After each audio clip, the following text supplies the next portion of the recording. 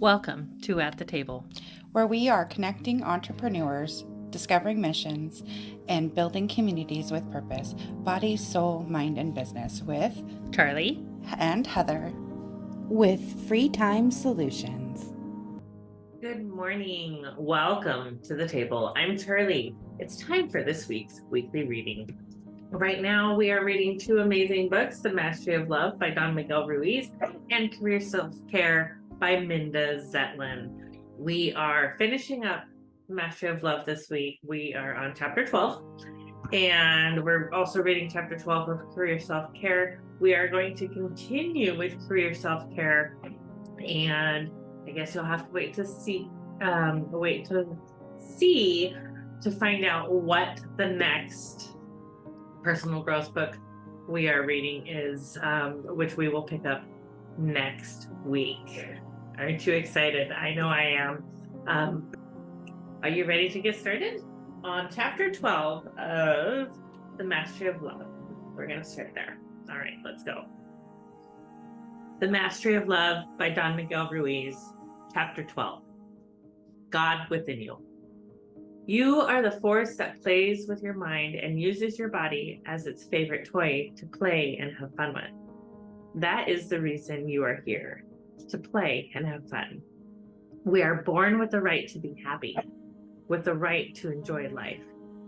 We are not here to suffer. Whoever wants to suffer is welcome to suffer, but we don't have to suffer. Then why do we suffer? Because the whole world suffers, and we make the assumption that suffering is normal. Then we create a belief system to support that truth. Our religions tell us that we came here to suffer, that life is a valley of tears. Suffer today, have patience, and when you die, you will have your reward. Sounds beautiful, but it isn't true. We choose to suffer because we learned to suffer. If we continue to make the same choices, we will continue to suffer. The dream of the planet carries the story of humanity, the evolution of humans, and suffering is the result of human evolution. Humans suffer because we know. We know what we believe. We know all those lies. And because we can't fulfill all those lies, we suffer. It's not true that you go to hell or to heaven after you die. You live in hell or you live in heaven. But now, heaven and hell only exist in the level of the mind. If we suffer now, when we die, we still suffer because the mind doesn't die with the brain. The dream continues, and when our dream is hell, our brain dies and we are still dreaming in the same hell. The only difference between being dead and being asleep is that when we are sleeping, we can awake because we have a brain. When we are dead, we cannot awake because we don't have a brain, but the dream is there. Heaven or hell is here and now. You don't need to wait to die. If you take responsibility for your own life, for your own actions, then your future is in your hands, and you can live in heaven while the body is alive. The dream most humans create on this planet is obviously hell. This isn't right or wrong or good or bad, and there isn't no one to blame. We can blame our parents? No. Or can we blame our parents? No. They did the best they could when they programmed you as a little child. Their own parents did the same with them, the best they could.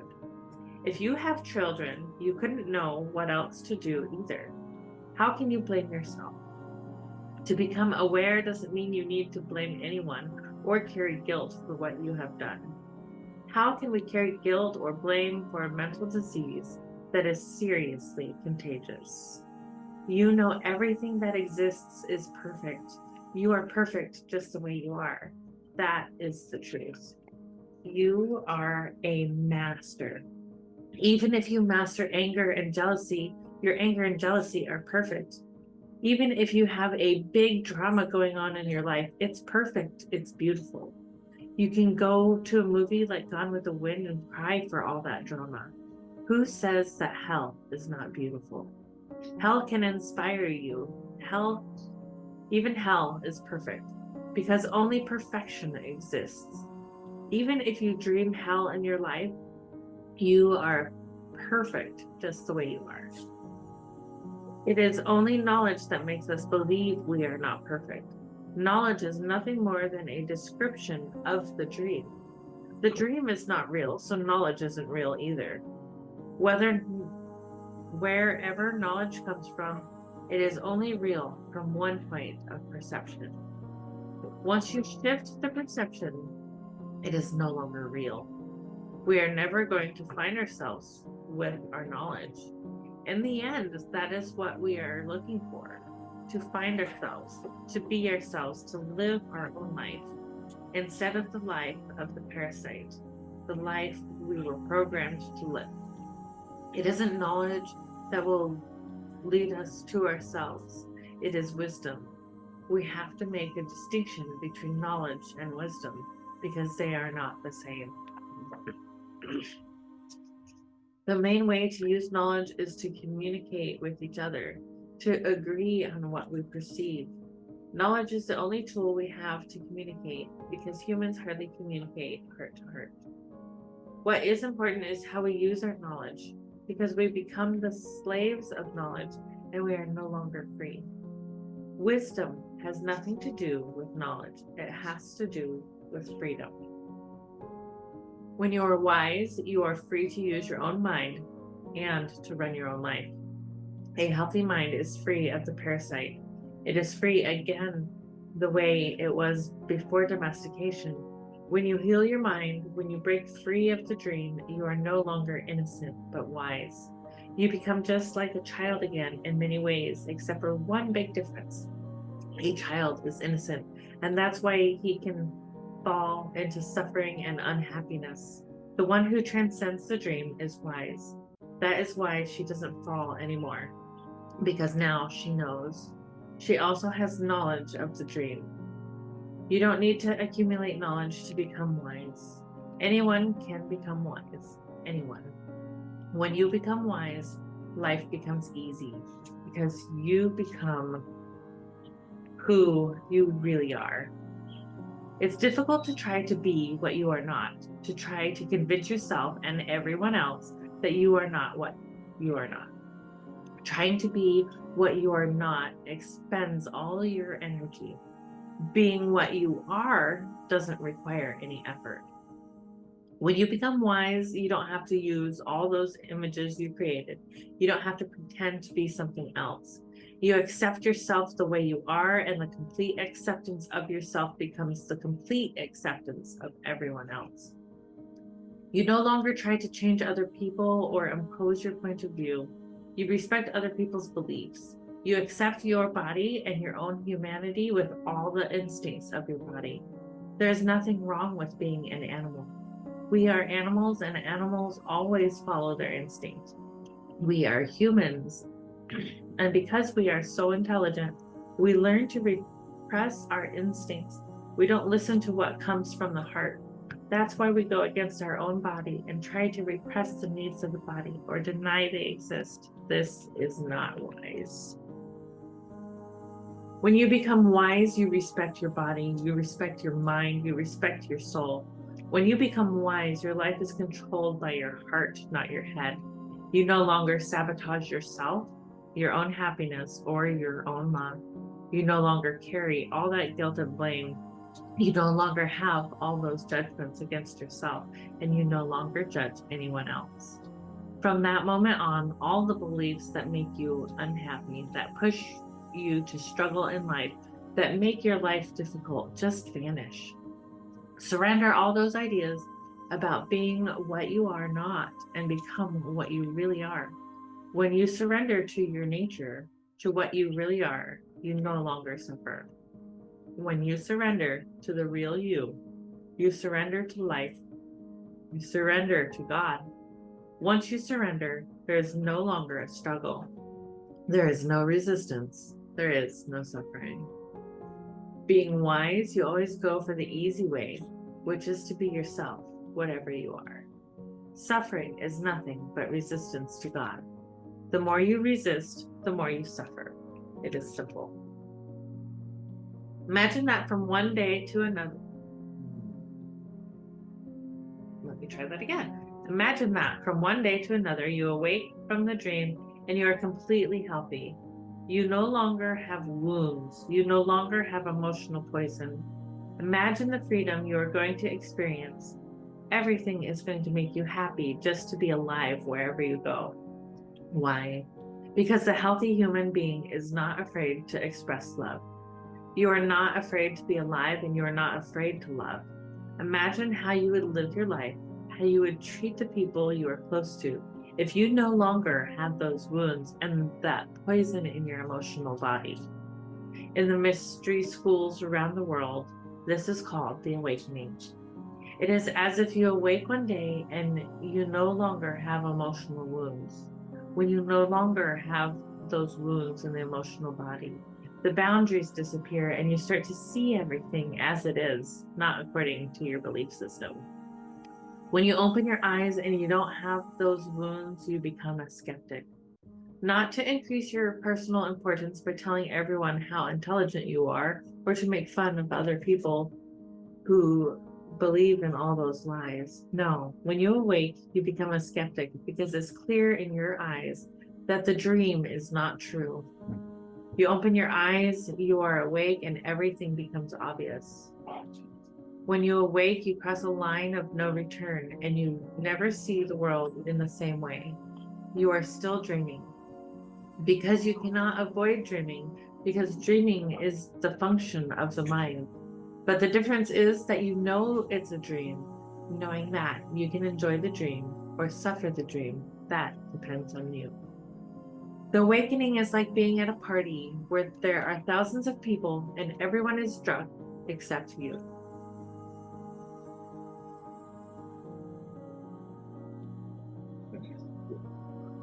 You are the only sober person in the party. That is the awakening. Because the truth is that most humans see the world through their emotional wounds, through their emotional poison. They don't have the awareness that they are living in a dream of hell. They aren't aware that they are living in a dream, just as fish swimming in water are not aware that they are living in water. When we awake, and we are the only sober person in the party where everyone is drunk, we can have compassion because we were drunk too. We don't need to judge, not even people in hell, because we too were in hell.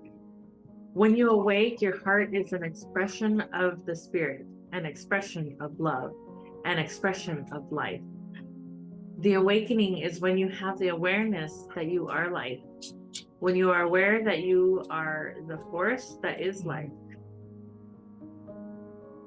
When you awake, your heart is an expression of the spirit, an expression of love, an expression of life. The awakening is when you have the awareness that you are life. When you are aware that you are the force that is life, anything is possible.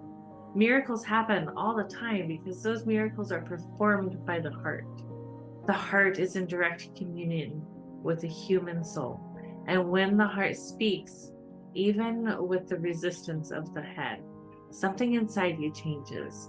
Your heart opens another heart, and true love is possible. There's an old story from India about the god Brahma, who was all alone. Nothing existed but Brahma, and he was completely bored. Brahma decided to play a game, but there was no one to play the game with. So he created a beautiful goddess, Maya, just for the purpose of having fun.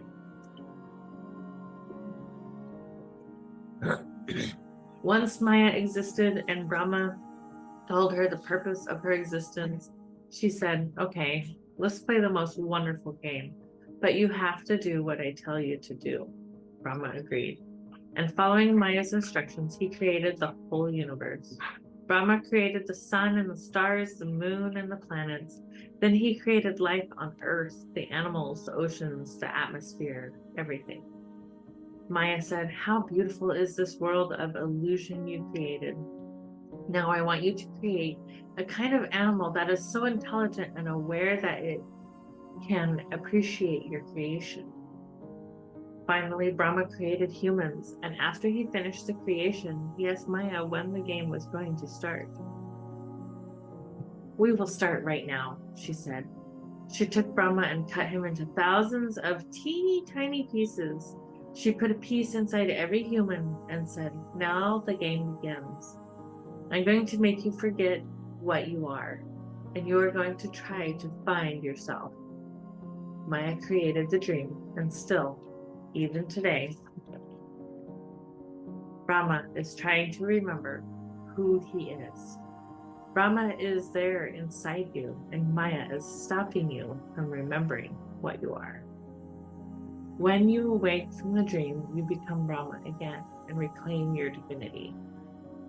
Then if Brahma inside you says, "Okay, I am awake, what about the rest of me?" You know the trick of Maya, and you can share the truth with others who are going to wake up too. 2 people who are sober in the party can have more fun. 3 people who are sober is even better. Begin with you. The others will start to change until the whole dream, the whole party, is sober.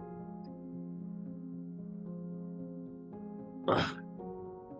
The teachings that come from India, from the Toltecs,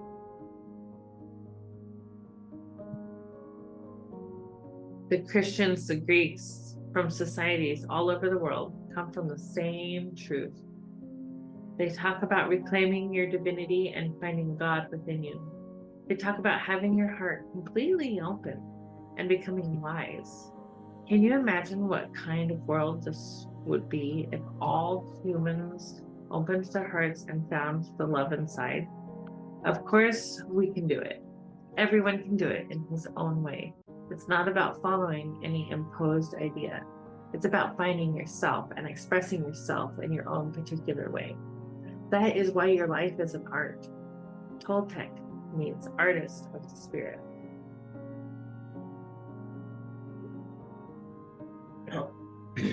The Toltecs are the ones who can express with the heart, the ones who have unconditional love.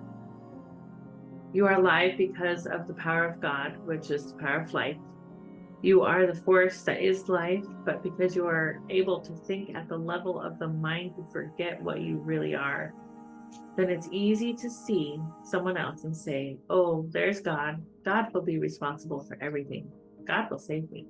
No, God has just come to tell the God in you to be aware, to make a choice, to have the courage to work through all your fears and change them. So you are no longer afraid of love. The fear of love is one of the biggest fears that humans have. Why? Because in the dream of the planet, a broken heart means poor me. Perhaps you wonder if we are truly life or God, why don't we know it? Because we are programmed not to know. We are taught, you are human, these are your limitations. When we limit our possibilities by our own fears, you are what you believe you are. Humans are powerful magicians. When you believe you are what you are, then that is what you are. And you can do that because you are life, God, intent. You have the power to make yourself what you are right now, but it's not your reasoning mind that controls your power. It's what you believe. You see, everything is about belief. Whatever we believe rules our existence, rules our life. The belief system we create is like a little box we put ourselves inside of. We cannot escape because we believe we cannot escape. That is our situation. Humans create their own boundaries, their own limitations. We say what is humanly possible and what is not possible. Then just because we believe it, it becomes truth for us. The prophecies of the Toltecs have foreseen the beginning of a new world, a new humanity, where humans take responsibility for their own beliefs, for their own lives. The time is coming when you will become your own guru. You don't need other humans to tell you what the will of God is. Now it's you and God face to face without any intermediary. You were searching for God and you found God within you. God is no longer there outside you. When you know that the power that is life is inside you, you accept your own divinity, and yet you are humble because you see the same divinity in everyone else. You see how easy it is to understand God because everything is a manifestation of God. The body is going to die, the mind is going to dissolve also, but not you. You are immortal. You exist for billions of years in different manifestations because you are life, and life cannot die. You are in the trees, the butterflies, the fish, the air, the moon, the sun. Wherever you go, you are there, waiting for yourself. Your body is a temple, a living temple where God lives. Your mind is a living temple where God lives. God is living within you as life. The proof that God lives within you is that you are alive. Your life is the proof. Of course, in your mind, there's garbage and of course, in your mind, there's garbage and emotional poison, but God is also there. You don't have to do anything to reach God, to reach enlightenment, to awaken.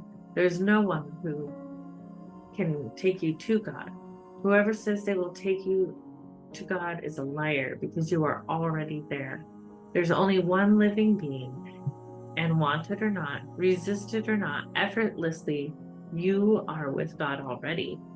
The only thing left is to enjoy your life, to be alive, to heal your emotional body so you can create your life in such a way that you openly share all the love inside you. The whole world can love you, but that love will not make you happy. What will make you happy is the love coming out of you. That is love that will make a difference, not the love everyone has for you. Your love for everyone is your half. The other half can be a tree, it can be a dog, it can be a cloud. You are one half, the other half is what you perceive. You are the half as a dreamer, and the dream is the other half. You are always free to love. If your choice is to be in a relationship and your partner is playing the same game, what a gift. When your relationship is completely out of hell, you will love yourselves so much that you don't need each other at all. By your own will, you get together and create beauty. And what the two of you are going to create is a dream of heaven. You have already mastered fear and self-rejection. Now you are returning to self-love. You can be so strong and so powerful that with your self-love, you transform your personal dream from fear to love, from suffering to happiness. Then just like the sun, you are giving light and giving love all the time, with no conditions. When you love with no conditions, you are human, and you, the God, align with the spirit of life moving through you. Your life becomes the expression of the beauty of the spirit. Life is nothing but a dream, and if you create your life with love, your dream becomes a masterpiece of art. Career Self-Care by Minda Zetlin. Chapter 12, The Power of Yes and the Power of No. I stared out at the blue sky through the open door of an airplane about 14,000 feet up. I was supposed to go through that door, and I was terrified. Few things are deeply contrary to normal human instincts as stepping through the open door of an airplane into midair. I had not fully considered that fact until this moment. I'm scared now, I said to my instructor, whose name Mad Dog was not reassuring to a first-time skydiver. Mad Dog didn't answer. He simply launched himself forward. I was attached to him by straps. It was a tandem jump, as first jumps usually are. So I went too. We somersaulted out of the plane, and there I was, falling through the sky. How had I come to be here?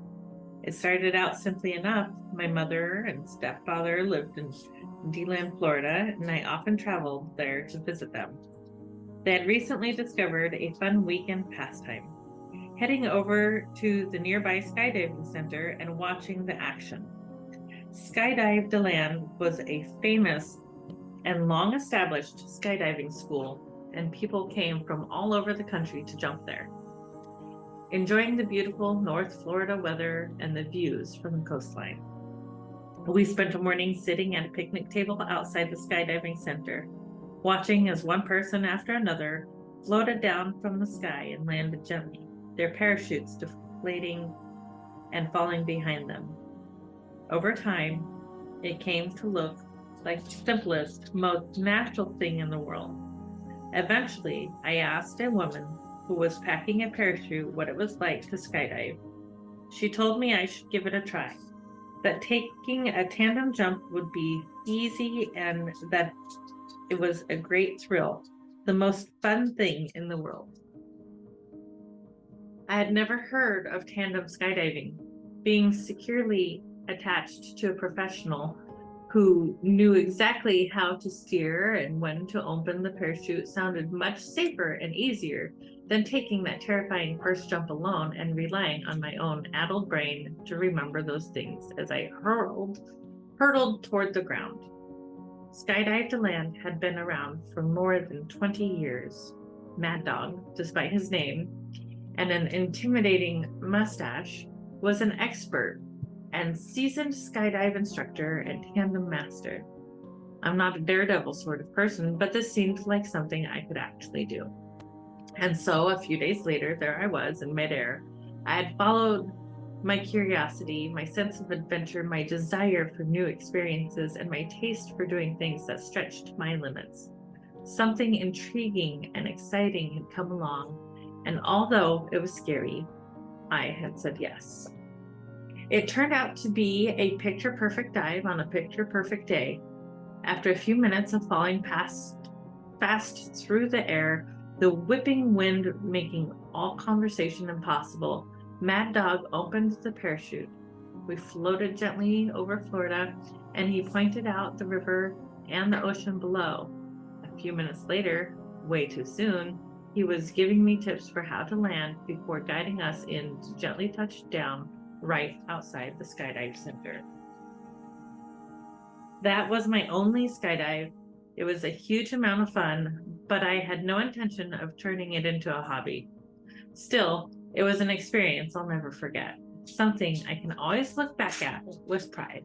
Yes, I've jumped out of an airplane. Saying yes to things can take you on all kinds of adventures. Consider Sir Richard Branson, the founder of the Virgin Group. His employees call him Doctor. Yes. Consider Sir Richard Branson, the founder of the Virgin Group. His employees call him Dr. Yes, something he's clearly proud of. When I asked him by mail how that nickname came about, he explained. The team started calling me Dr. Yes during our early days at Virgin Records, and the nickname has stuck ever since. I've always been an optimist, which makes it a lot easier to say yes and to take risks. I think life is a lot more fun when you live this way, and it can really help a business grow and evolve. So it's something I've always held on to. Branson, who lives on his own Caribbean island, has started more than 400 companies, including Virgin Megastore, Virgin Records, Virgin Atlantic Airways, Virgin Mobile, Virgin Voyages, and the commercial space company Virgin Galactic. All this wouldn't have happened without his tendency to say yes, he explained. The Virgin story is built on the word yes. We couldn't have grown from publishing a student magazine to building spaceships if we hadn't said, screw it, let's do it, so often. I can't imagine what my life would be like without Virgin. So to say the word yes has affected my life would be a great understatement. Starting an airline is not an obvious next step for someone who's achieved success in the music industry, he noted. But another But unlike other entrepreneurs who stick with one business, I couldn't resist saying yes to new adventures. That's how Virgin became as vast as is. That's how Virgin became as vast as it is now. I've said yes to so many things and have loved learning from them all. This includes a few things Branson has said yes to that didn't turn out so well, such as Virgin Cola, which attempted to compete with Coke, but wound up shutting down.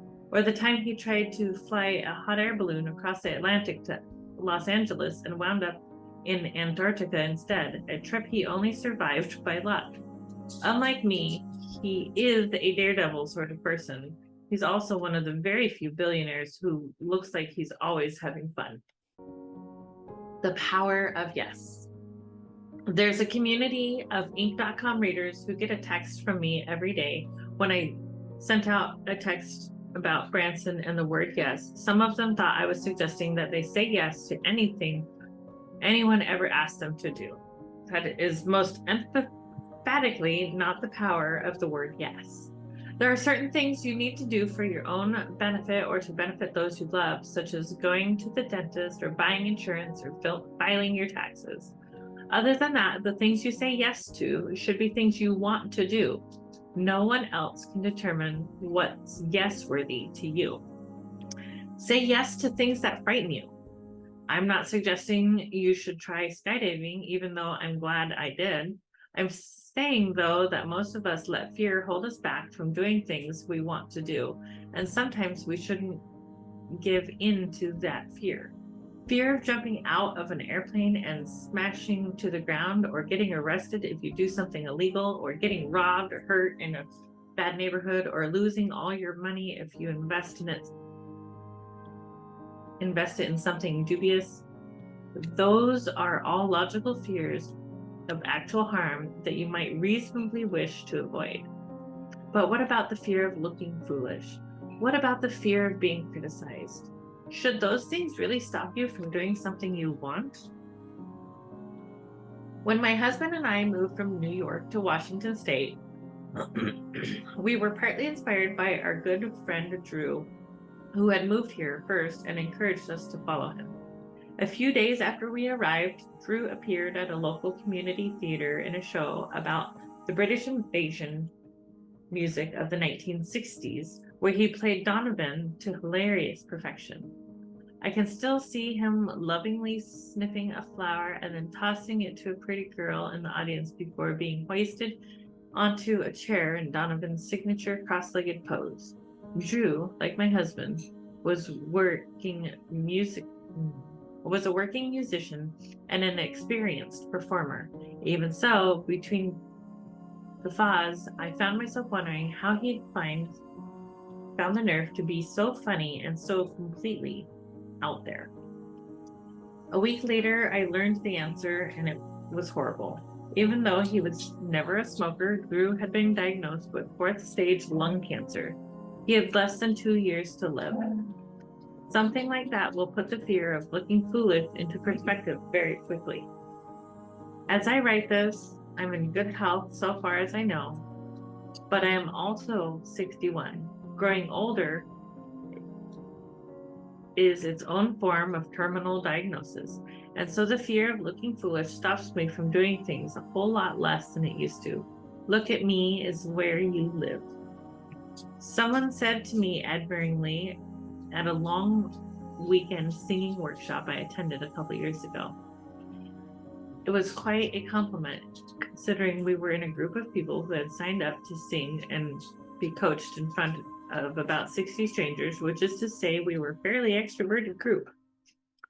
I wish I hadn't wasted so many years getting here.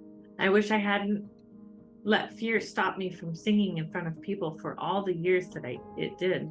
I still wish I didn't let fear of criticism or rejection or fear of failure stop me from doing things as often as I do.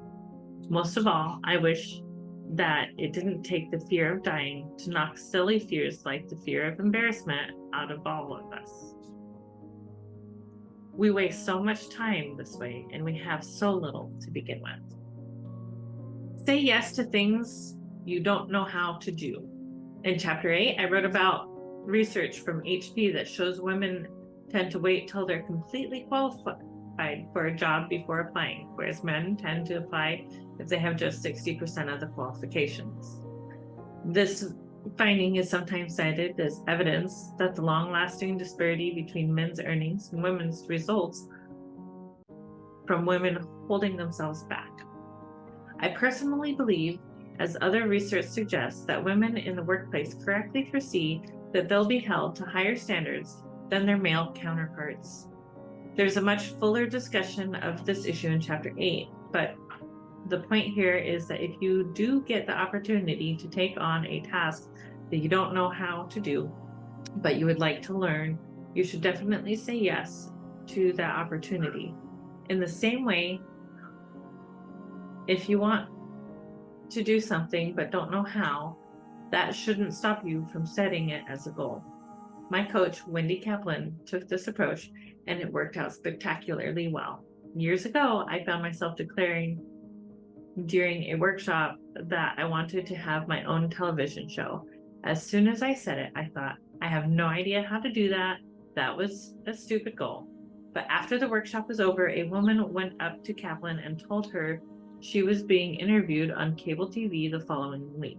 She invited Kaplan to go along and observe. This turned out to be the introduction Kaplan needed, and soon she had her own local cable show, which ran for 3 years and had 2.5 million viewers. See Chapter 11 for more on baby steps. A lot of people, including my husband, would take this story as a sign that the universe provides what we ask for. How else? He would say. Do you explain the coincidence that within that small group of women, there happened to be one who was appearing on TV the following week? I personally don't buy that, not only because it's too woo-woo for my taste, but also because the evidence doesn't really support it. We all know too many instances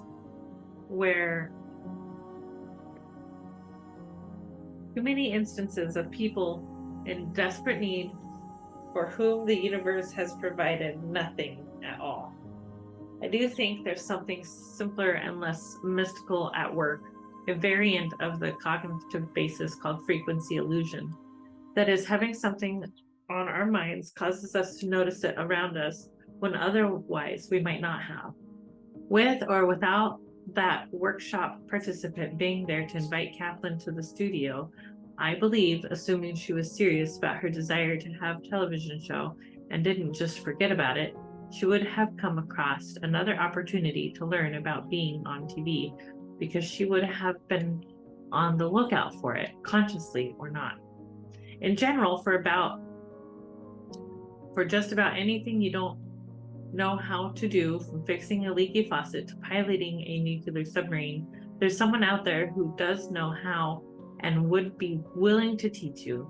Then there's the fact that human beings are problem solvers by nature. I think if we state something that we want out loud or even to ourselves, our human brains automatically start working on solving the problem of how to make it come true. I believe this is why setting an intention or saying a goal out loud is such a powerful thing to do. In any case, the lesson is clear. Don't hold yourself back from taking a job or setting a goal just because you don't know how to get there. You can find out, I promise. Say yes to things that aren't part of your original plan. You may have a distinct idea of where you want it to be in a year or in 5 years. You may also have a very clear idea of the steps that will get you from here to there. In fact, you may already be on that path. Yet you may be drawn to something that comes along and doesn't fit those plans at all.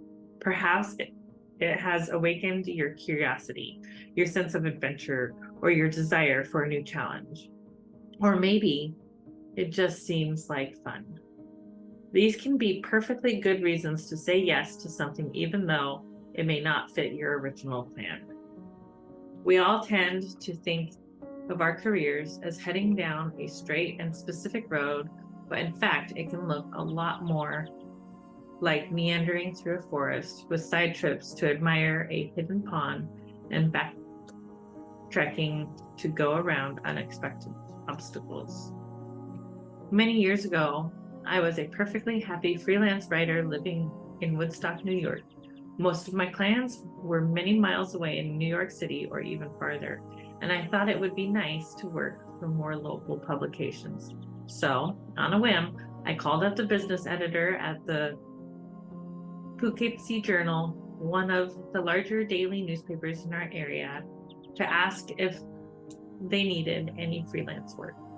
Instead, the editor told me she had a job opening for a full-time business reporter and asked if I wanted to apply. Being a reporter on a daily newspaper had never been part of my career plan. I wanted to write for magazines and then graduate to books one day. Even back then, newspapers were a mostly dying breed, and I knew they didn't pay all that well. Also, I'd never particularly wanted to be a reporter. The inverted pyramid style of writing you're supposed to use for newspaper reporting, where you put the most important facts first, then the next most important, and so on, struck me as stultifying and formulaic. On the other hand, I'd grown up reading 1,000 Brenda Starr comics. I'd seen Absence of Malice and All the President's Men. The idea of writing for a newspaper seemed exotic and romantic, and all of a sudden, I wanted to give it a try. I applied and got the job. Working at the Journal was, for me, a strange combination of charming and disastrous. We all see newspaper newsrooms on TV, the big open room with desks side by side, way before open plan offices were a thing. Reporters rushing around, an editor in a glass-walled office in one corner of the room, a patrician publisher who floated through from time to time. Well, that's exactly what it was like. Founded in 1785, the Poughkeepsie Journal is the second oldest newspaper in the United States. I loved arriving at work in the morning at the beautiful Fieldstone building, which seemed to dominate the oldest part of town, and seeing newspapers sailing on long tracks above my head as I walked through the building to the parking lot. I loved attending city council meetings and going places with my reporter's notebook in hand, but I hated the 38-mile commute from Woodstock through one of the snowiest winters on record. When spring came and that long commute meant I'd never see my garden in daylight until weekend, I hated it even more. Working on the Journal's old-style keyboard was giving me tendinitis, which I knew would quickly progress into carpal tunnel syndrome, a condition several of my newsroom colleagues already have.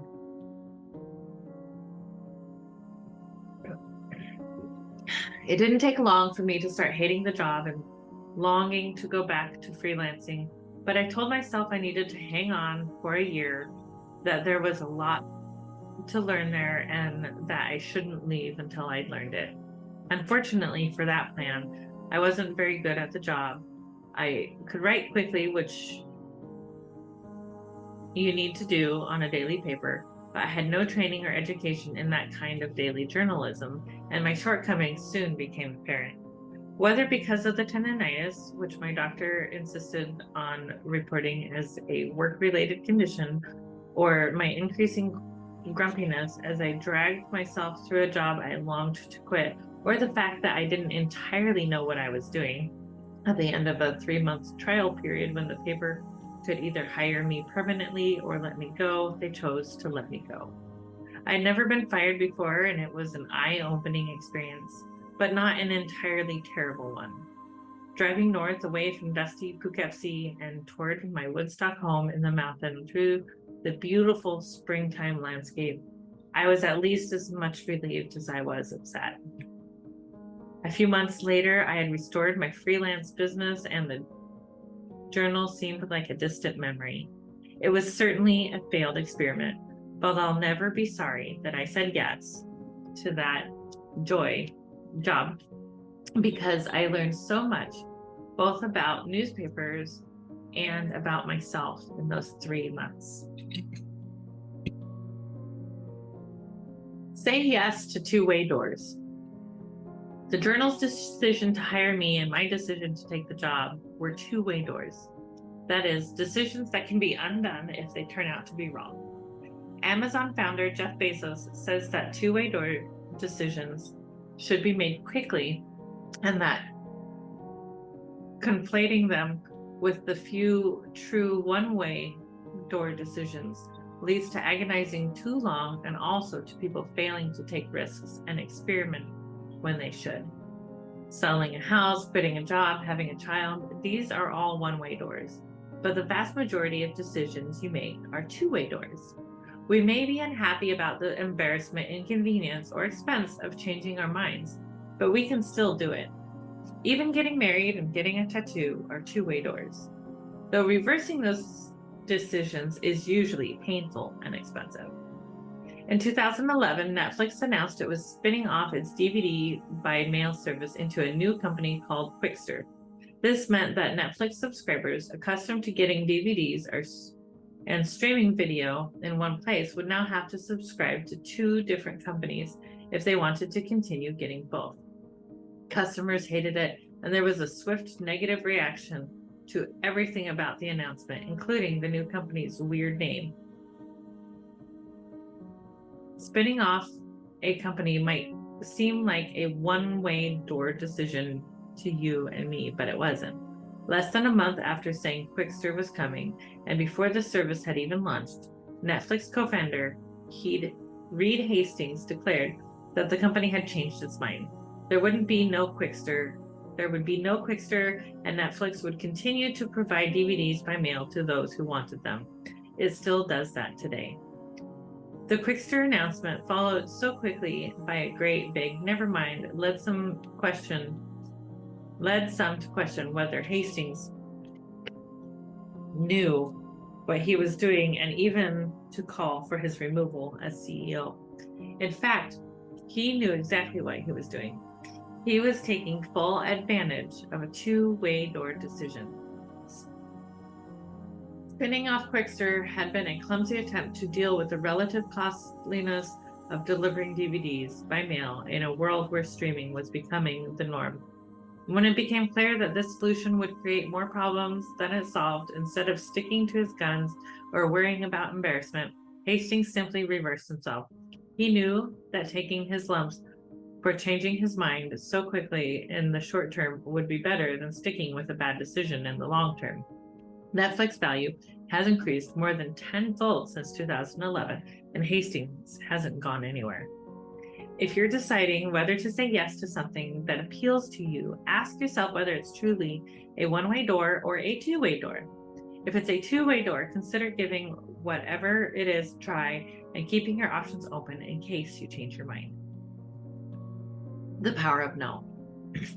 Yes is an incredibly powerful word, but like anything powerful, it should not be overused. I've told you some of the times when I believe you should consider saying yes to things. There are many other times when no is almost certainly the right answer. Say no when no is what you really want to say. What do you really want? This is a question I ask myself surprisingly often. We live in a world so filled up with things we should do: grow our own vegetables, get more exercise, keep up with the news and social media, read the classics, get some fresh air every day, keep in touch with our family members and friends, rotate our tires, that I find it sometimes difficult to distinguish between the things I really want to do and the things I know I'm supposed to do.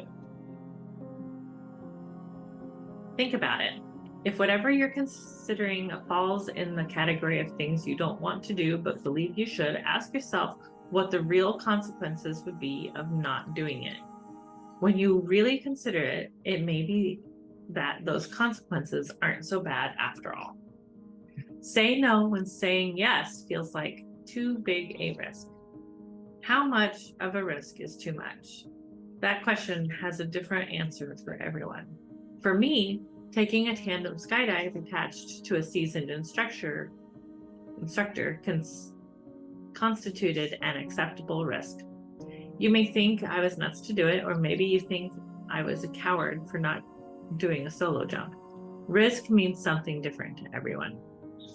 As human beings, our view of risk can be inconsistent and even illogical. As a friend of mine once pointed out, Some people refuse to eat non-organic fruit or for fear of carcinogens, but drive down the highway without a seatbelt on. We also accept different levels of risk in different spheres. For example, you may be fearless on the ski slopes, but conservative about your investments. What is and isn't a worthwhile risk is something only you can decide, and there's almost never a right or a wrong answer.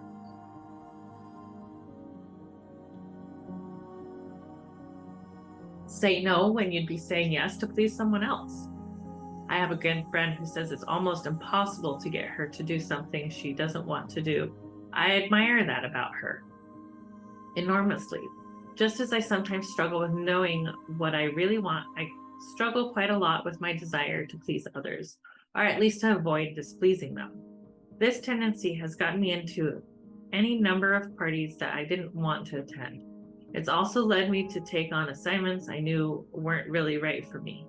My problem is that I'm a people pleaser, which is no way to live. Maybe you have a problem with this too. I have a friend who turned 70 a few years ago. He told me that he found that that age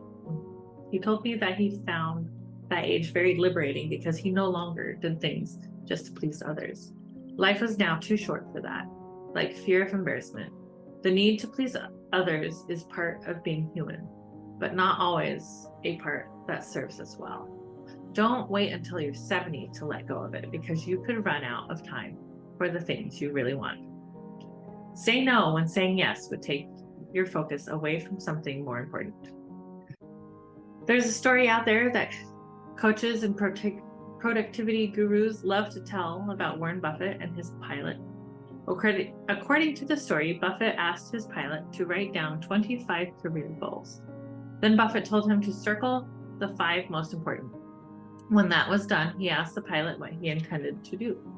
The pilot said he would get to work on the top 5 right away and the other 20 as time permitted. Buffett said as he had it all wrong. The 20 goals that weren't among the top 5 were to be avoided at all costs until the top 5 goals were met. Otherwise, they might dilute the pilot's focus and stop him from reaching the important goals. The problem with this story is that Buffett never said anything of the kind, or at least he said he didn't when asked about it during an annual meeting. But there's a reason the story has been repeated and republished so many times. The underlying concept is brilliant. Modern life can seem like an endless menu of good ideas, opportunities, and things we know we should do to improve our health or further our careers. The problem is that you can wind up like me on a Sunday afternoon trying to pick out a movie to watch. I'll look through Netflix, Amazon Prime, Hulu, and other streaming services, read descriptions and reviews of a dozen movies or more, watch half a dozen trailers, and wind up without enough time to watch any movie. We have to pare things down to what really deserves our focus, and that can be a difficult task. Making a list of lesser priorities that we should be careful not to focus on is a pretty good place to start. A very successful executive once told me that what mattered in her career were the things she said no to, not the things she said yes to. I've thought about that comment a lot over the years, particularly when I've struggled myself with what seems like an endless list of priorities. When you're in that situation, the ability to say no to the things you might like to do, but that aren't a top priority, is a superpower. If you say no to enough stuff that's unimportant, you'll be able to truly shine when it counts. Even Dr. Yes says no to things that don't align with his top priorities. When I asked Branson how he decides to say no to things, as every business leader must do sometimes, he answered that he gets advice from people he trusts and that he tries to learn from every setback and says no to things that would mean repeating past mistakes. Then he added, I've also learned to say no to opportunities that don't align with Virgin's purpose and the things I'm passionate about in life. I think that's pretty a smart approach. Here's my very favorite story about the word yes. It's about how John Lennon and Yoko Ono first met. The famous Beatle was invited to preview Ono's conceptual art at a London gallery the night before her exhibit was to open. He liked the humor in the art right away, but he first became interested in the artist when he saw a small canvas hanging from the ceiling. Something too tiny to read was written on it, and there was a ladder and spyglass nearby. Lennon climbed the ladder, looked through the spyglass, and saw that the canvas had just one word on it, the word yes. If I had said no, he wouldn't have been so intrigued, he said later. If it had said no, he wouldn't have been so intrigued, he said later. Even if I have no idea where I'm going or how to get there, I prefer to say yes instead of no. Branson wrote on the blog post that started me thinking about the word yes in the first place. Life is a lot more fun when you say yes. It's amazing how that one little word can lead you on an incredible adventure. What kind of adventure will you be saying yes? What kind of adventure will saying yes bring to you? Exercises to try. 1. Practice anything for time to think. To say yes to the things you want most, you need to be good at saying no to the things that will take up more of your time and energy than they deserve. You know that sometime soon someone will ask you to take on a task that falls in this category. So, especially if you're afflicted with people-pleasing disease, as I am, practice this sentence in advance. Can I have some time to think about it? Now, if you know perfectly well that your answer is no, then by all means go ahead and say no. But if you aren't sure, or if you can't bring yourself to disappoint someone, then asking for time to think can be just the lifeline you need. For one thing, it will give you time to talk it over with a spouse, partner, friend, or family member, which might be enough to solidify your sense that this is something you should not take up. It also gives you the opportunity to answer the request at a time and in a manner of your choosing. For instance, if it pains you to say no in person, you could send a text or an email instead. If you ask for time to think and the other person says no, that might make your decision a little bit easier. You can now say something like, well, I'm not sure, so if you really need an answer right now, I'd better say no. Number 2, ask why not. On the other hand, you may be automatically saying no to opportunities or adventures out of instinct or habit. If someone invites you to try something new, or you get the opportunity to do something that frightens you a little, but it's also something you feel drawn to, before you say no, ask yourself why not. It could be there's a good reason why no is the right answer. Saying yes would take up time or money or other resources you need for something else, or it would mean taking an unacceptable risk, or it wouldn't align with your goals or passions. Either way, the important thing is that before you say no to something, you give it your full consideration. If you're saying no because you think you're not the kind of person who would do something like that, or if you don't feel qualified, or it would take you outside your comfort zone, it could be that yes is the right answer, or maybe not. Only you can really know. Number 3, do something embarrassing. Far too many of us, the fear of looking foolish, of doing something we're bad at, or of something making fun of us can be nearly paralyzing. That's a sad thing, because fear of embarrassment often keeps us from doing things that might make us feel happier and freer. Experts say that our comfort zones tend to shrink over time unless we consciously work to expand them. That's what I'm asking you to do. Find something that you'd like to do, except you fear that it would open you up to criticism or worse, derision. What that something is up to you. It could be walking on the beach in your swimsuit. If you're uncomfortable about your body, it could be giving a speech. Most of us are uncomfortable with that. It could be singing a song or getting up and dancing at the next party you attend. Whatever you pick, just do it. You can do it for only 5 minutes or only 1 minute. The point is to see how you feel afterward.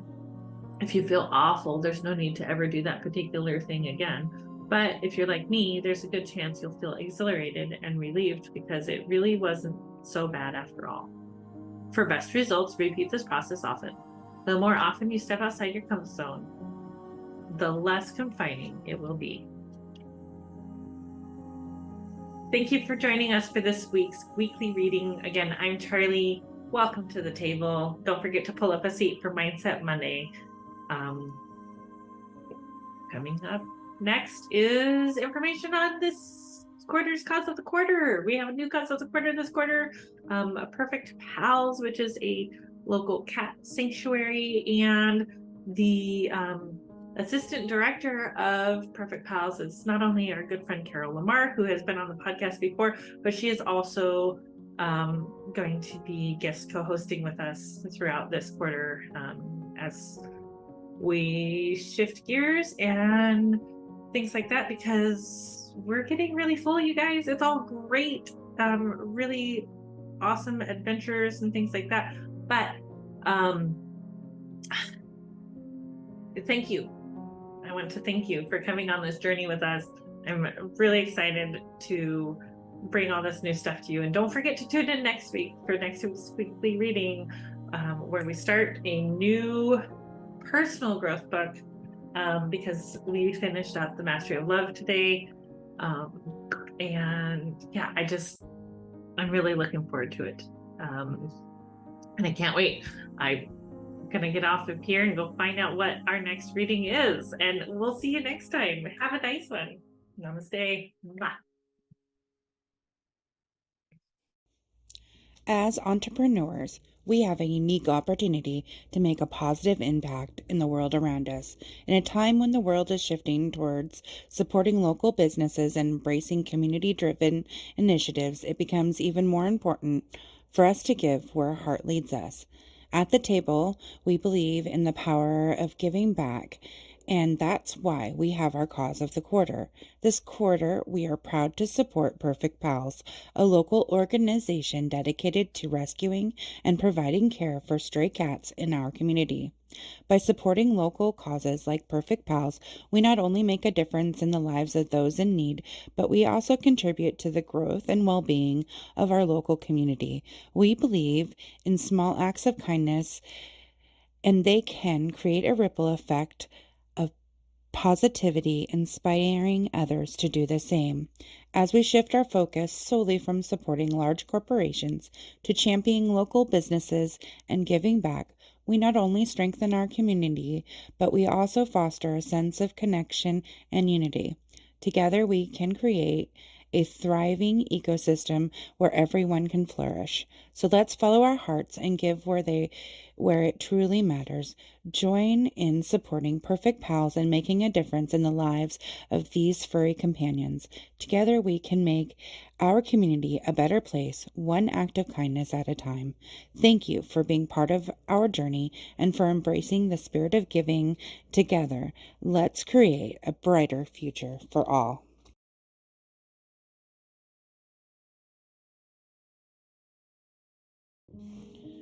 Are you tired of juggling endless tasks, struggling to find time for what truly matters? We have the solution for you. Introducing Free Time Solutions, your ultimate partner in reclaiming your time and maximizing your potential. At Free Time Solutions, we specialize in helping businesses like yours thrive in a digital world. From social media management to website optimization and branding, we have the expertise to elevate your online presence and streamline your operations. Imagine having time to focus on what you love to do while we take care of your business. With our dedicated team of experts and innovative solutions, we leave you free to pursue your passions and achieve your goals. Whether you are a small business owner, entrepreneur, freelancer, we offer comprehensive services tailored to your needs. Our goal is simple: to give you back time, freedom to do what you do best while we handle the rest. So join us at the table and let Free Time Solution empower you to take control of your time and unlock your full potential. Visit our website at www.yourfreetimeback.com. That's www.yourfreetimeback.com to learn more and schedule your consultation today. Free Time Solutions, your partner in success. Let's make the most of your free time together. Thank you for joining us at the table. Stay tuned for weekly readings on Sunday, Mindset Monday, discussing our weekly readings on Monday, and on Friday, our interview and potentially guest host. Stay tuned. Thank you for joining in on the fun. Be sure to like and subscribe for more.